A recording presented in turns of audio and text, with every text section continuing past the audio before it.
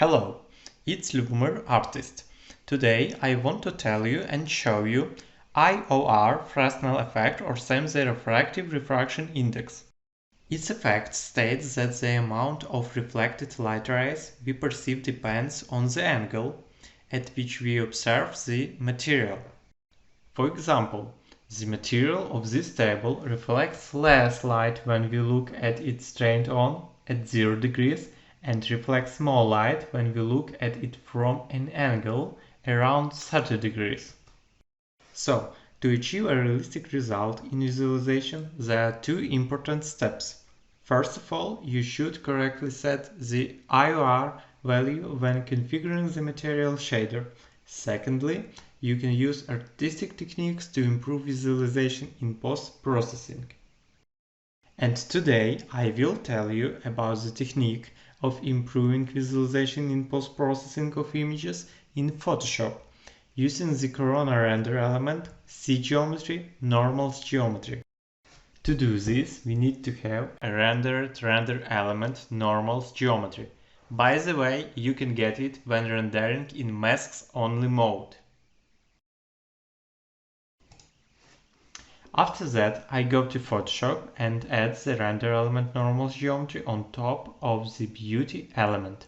Then we go to Image, Adjustments and select Black and White. Using this tool, we should get a black and white mask.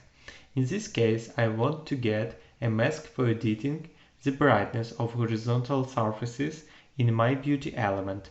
So, I am looking at the colors in the original render element normals geometry and remember the colors that correspond to horizontal surfaces. It is light purple color in my case, and I lower the action of others or turn off them using sliders. So, I got a mask of horizontal surfaces, confirm that, then pressed Ctrl plus A, Ctrl plus C. I recommend creating a folder with a new mask and pressing Alt key on it with the left mouse button. And passed our black and white mask of horizontal surfaces with Ctrl plus V keys. And now add an adjustment layer, for example brightness and contrast, and increase the brightness.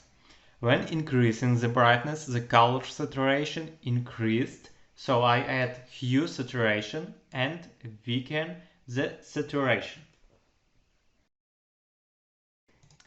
So we get the result. We see the image before and after using normals geometry mask.